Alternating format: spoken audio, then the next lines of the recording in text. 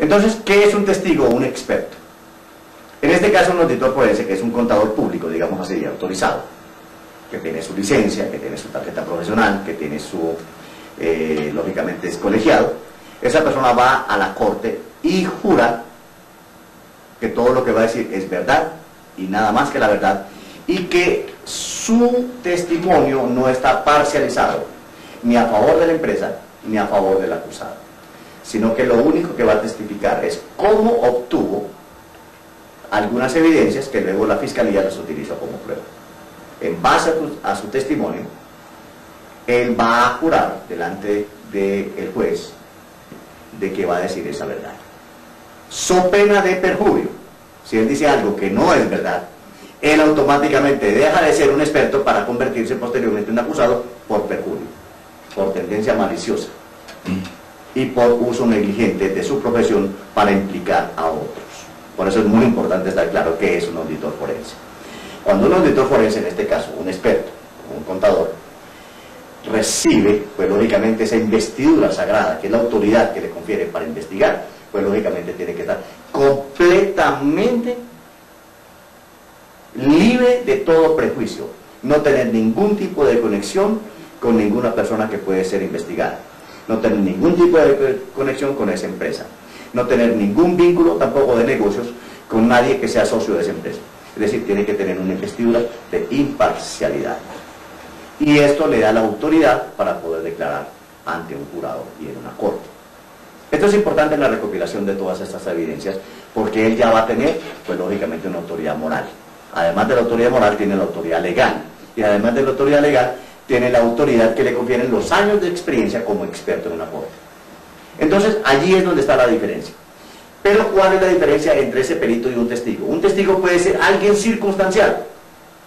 Puede ser un cliente de esa empresa que fue afectado con un producto defectuoso, o un producto de mala calidad, o un producto donde se estableció que había un fraude masivo.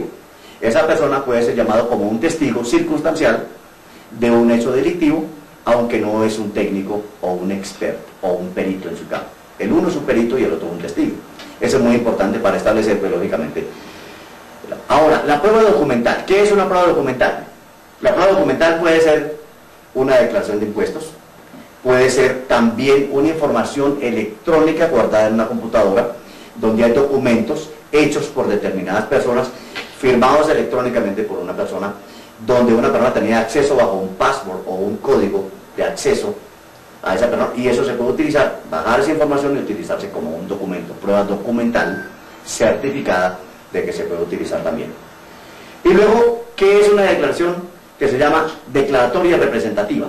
Cuando uno hace un documento donde uno está hablando en el documento, o está dando un testimonio en el documento, o está poniendo su criterio en un documento. Eso es una prueba representativa o una prueba declaratoria y que se puede utilizar en corte también. Entonces, todo esto es importante. Establecer, por ejemplo, que es un documento público o un documento privado. Un documento privado es un documento al interior de una empresa. Pero cuando es un documento público, como una escritura, la compra o venta de un vehículo, la compra o venta de una casa, la compra o venta de acciones, que son documentos canjeables, son documentos transferibles, son documentos contables de un valor. Eso adquiere, pues, lógicamente, una relevancia en la documentación de la prueba. Un título o valor, por ejemplo, es un documento público, transferible y se convierte en una prueba muy importante. Un cheque también puede ser un documento público, en el caso tal de que se dé a otra persona y que se puede utilizar como un documento canjeable, transferible y de un valor económico. Eso también puede ser un documento público, puede ser utilizado en notaría, puede ser utilizado para la compra de bienes, en fin, todo este tipo de cosas. Es importante establecer entonces cómo son los tipos de pruebas que se van recopilando. Un documento privado es un documento que se hace entre dos personas, entre una sociedad y otra sociedad, pero generalmente pueden tener alguna relevancia importante. Por ejemplo, un documento que se firmó durante la junta directiva de una empresa.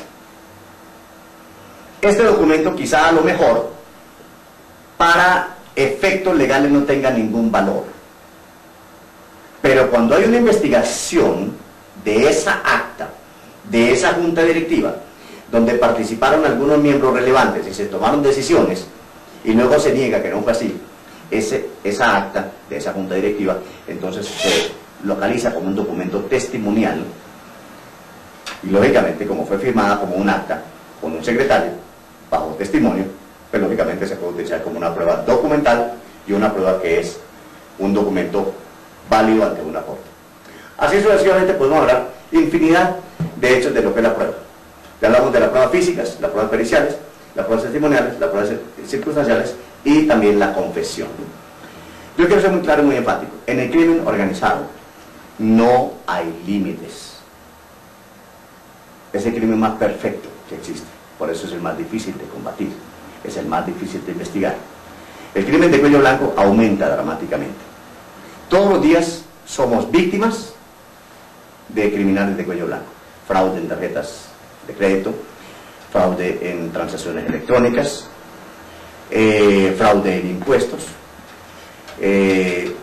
robo continuado, desfalcos, asociación delictiva, personas que de alguna forma están utilizando la buena fe de las otras personas para poder establecer, pues, lógicamente, el crimen organizado. La auditoría forense establece las herramientas necesarias. Esto es una introducción solamente a este gran campo de acción que nosotros tenemos para combatir la corrupción y el crimen organizado.